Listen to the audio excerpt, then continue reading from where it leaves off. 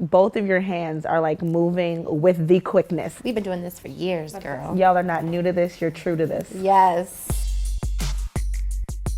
Hey guys, my name is Sojourner, and welcome to Hear Me Out. There was a time when I believed the negative connotations surrounding locks, but luckily, my mom has helped me see the life and beauty in them. I'm excited for you to follow along as I get goddess locks for the very first time. I'm Annette Roche, co-owner of Nappstar NYC, and today I'm with my lead stylist. Hi, my name is Scarlett. And welcome to our salon. So what size today do you want your faux locks? I think medium, so not too small, not too large. It's like is there like a standard lock length? Yeah, like a medium. Medium. I like medium. Yes. And so today we're going to be using like this zigzag type of hair to base your hair with. We also are going to be using this wet and wavy hair at your ends so you can get that curl effect. Nice. That's the goddess effect. That's that goddess effect. And the secret sauce is that we're also going to be wrapping with this human hair that I pre-backcombed for you, so it'll give it a lot of textures. So the trickiest part is how you end it. You have to like really wrap really tight at the end, so it's nice and secure, and then we're done one. Oh yes. Yeah. Hello.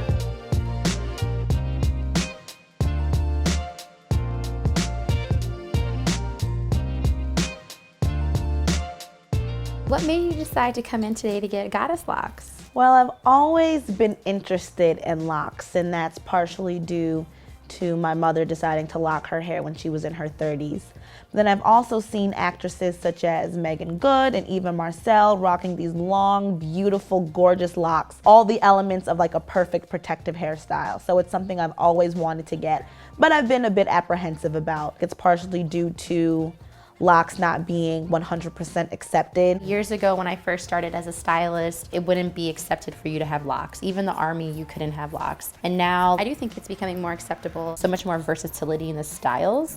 So more people are feeling like they can wear locks to work and not be penalized for it. I'm in a place now where I'm ready to say, whatever society says doesn't matter. I'm just gonna do me and try something new. If I like it, which I'm 100% I'm going to, at the end of it, I'm just gonna be like, you know what? Lock my hair up. Let's just let's make it official. 99% of people who comb their locks out within a year always end up coming and getting their locks back, just because it is literally like the best style ever. No offense.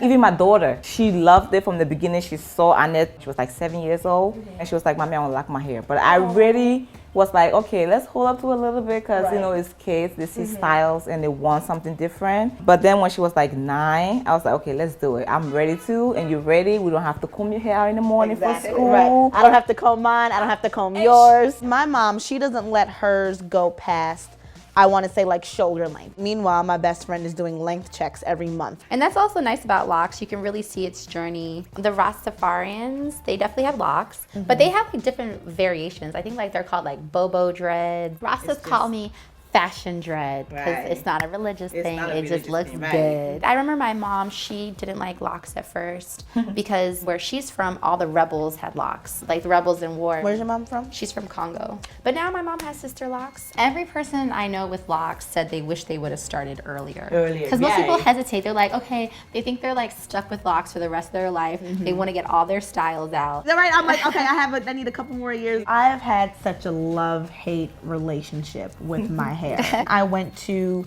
predominantly white elementary schools. Of course, my skin color is different, but like hair. We would have swimming classes, and I'd be the only one wearing a swimming cap. I was like, okay, Mom, I want to perm my hair. And she was like, okay, I need you to wait a couple of years. And worst decision of my life. Yes. I permed my hair. Worst decision I could have ever made. I went to Howard University, and everybody says when you step on the campus of an HBCU, when you walk in there with the perm, you're graduating natural. Me and some of my girlfriends were like, there is no way I'm leaving the creamy crack. You can't stop me. I remember seeing this girl walk across the yard, and she had just this beautiful set of like kinky, coily, curly hair. And I was like, how did you get your hair to look like that? She was like, girl, I chopped off all my perm and I just let it grow. And I was like, what? It was trial and error for me because I have so many different hair textures. I had this whole idea of what being natural was, but like my hair just doesn't cooperate. I'm out here wearing braids, I'm wearing weaves, I'm wearing Marley twists. So as I'm getting older, I don't know what to do with it. So I'm just like, okay,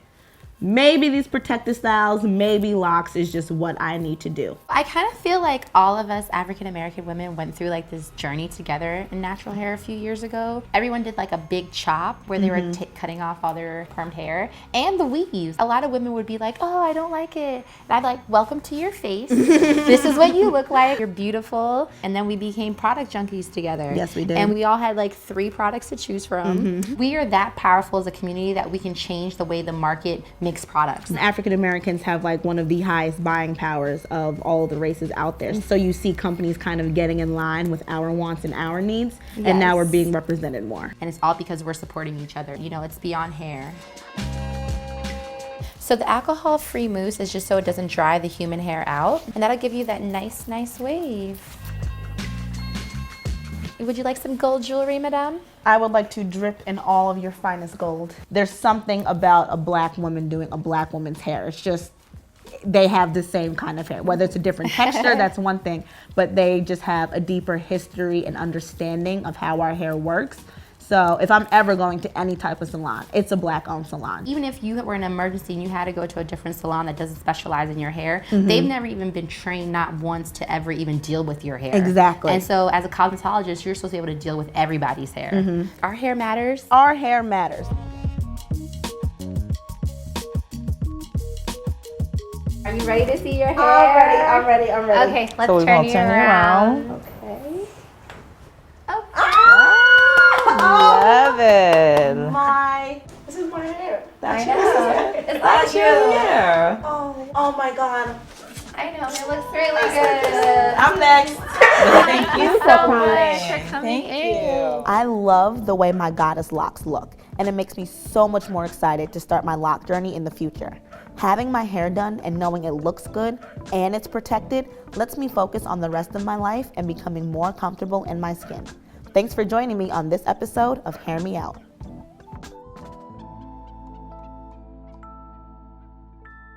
Hey guys, thank you so much for watching. If you have any ideas for videos you'd like to see, let us know in the comments below. To subscribe to Refinery29, click here, and to watch more videos, click here. Bye.